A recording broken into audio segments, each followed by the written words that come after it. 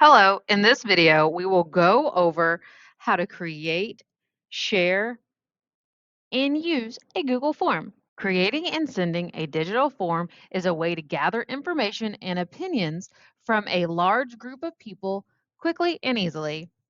By asking everyone the same questions, you get specific information that lets you know what your customers, coworkers, or students you communicate with think and need. Instead of meeting face to face or calling people one at a time to ask questions, you get as many answers as you need by sending out a single customizable form as many times as you like. Let's start a Google form to plan an event. We're going to select Forms, blank. We'll create a party invite from scratch. To start, we'll add a title and a description. This is the first text people will see when they take your survey. Use the title and description to tell the respondents what the form is about. Explain what you expect them to do, describe how you will use the information, and give them a deadline. We have now added a description and a title to our form. Our description lets our team know that we are planning a party for the end of the year and that everyone's invited. We're asking them to complete the form, to RSVP, and to bring an item. We are also setting a deadline, which is May 21st. We're now going to customize the theme of our form to make it look more appealing. Select Choose Image. You can use one of the preloaded images already in Forms or upload your own. We're just going to select one that's already been uploaded. Select this one and insert. We can also change the color of the theme. Now that we've added our theme and our color choices, let's add a question. In Google Forms, you can choose several types of questions and responses. Add questions that make the most sense for the type of feedback you're trying to receive. Add a multiple choice question to ask respondents to choose an answer from the options that you've provided. Our first question is going to be, which day works best for you? And we're going to create a multiple choice question. As you can see, suggestions are already added, and we can just select Add All. We can remove certain options, such as Sunday or Monday. We can also make this a required question. This means that before someone can submit the form, they must answer this question. If you'd like, you can also add images to your questions.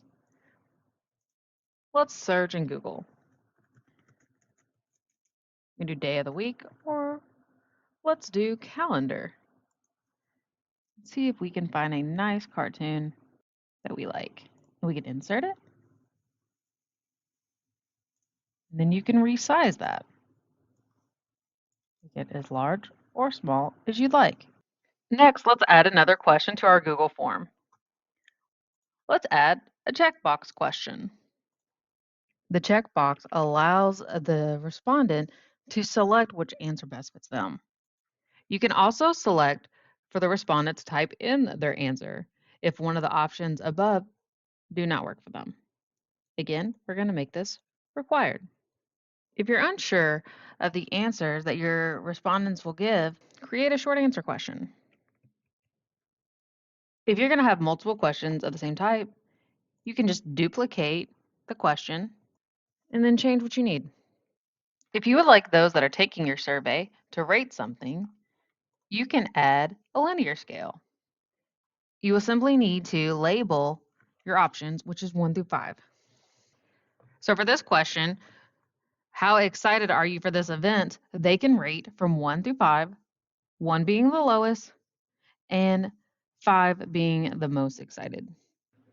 The paragraph question is a great option when you want to hear what respondents think about something specific, or you are looking for ideas or suggestions. For this question, we are going to ask, how can we make this event special? This is going to allow everyone to create a long answer. When entering multiple choice questions, Google Forms has the option to go-to section based on answer. The go-to section based on answer in Google Forms lets you send people to different parts of the forms based on the answers, making the surveys more personalized. Now for our question, what item or items will you bring? Anyone that selects drinks will need to go to section 3 because we are going to ask, what drink will you bring? We will do the same with dessert.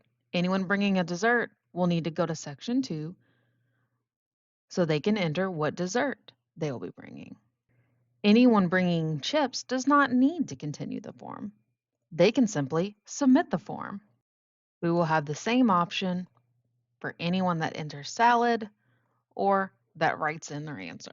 Once we have completed entering questions and answers, we can select the eye to preview what our form would look like.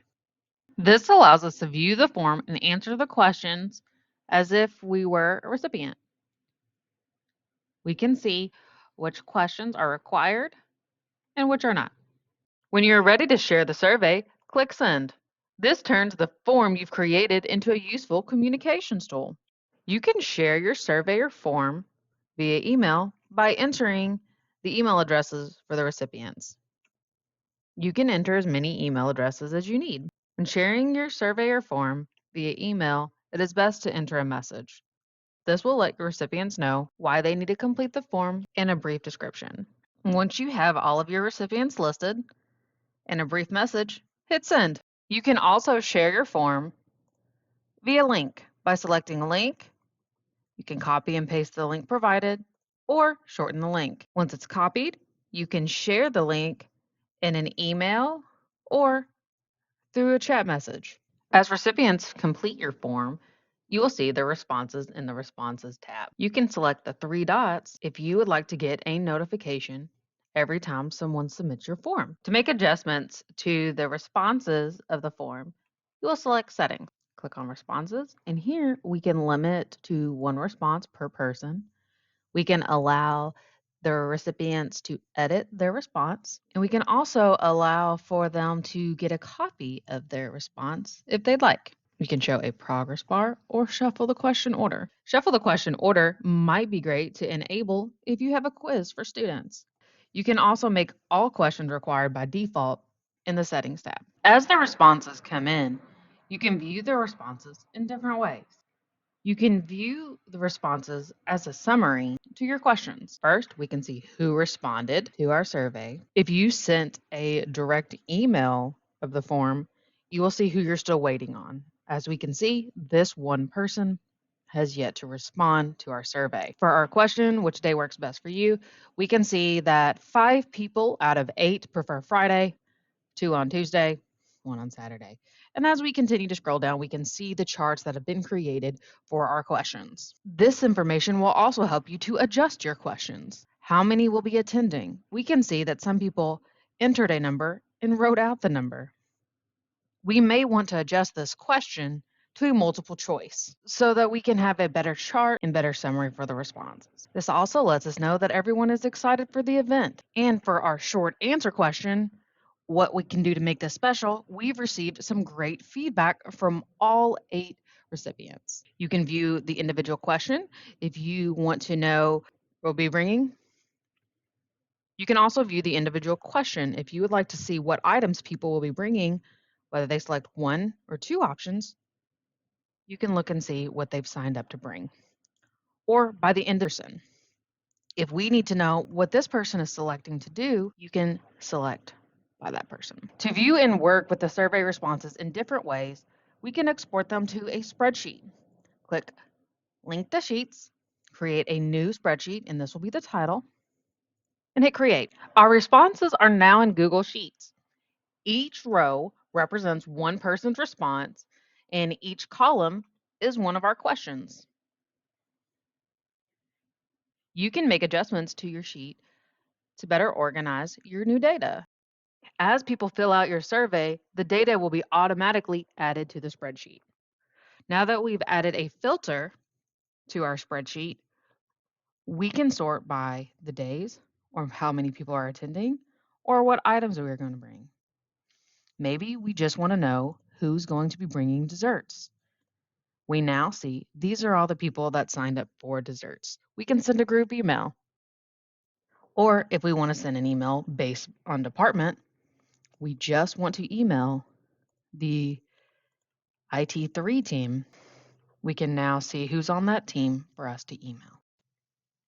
Your Google form and your data for responses that is now in a Google Sheet will be stored in Google Drive, where you can access them at any point in time. If you would like to share your Google Sheet and data with a colleague, but do not want to add them as a collaborator on your Google form, you can select Share and then type in the name of the colleagues you would like to share this data with.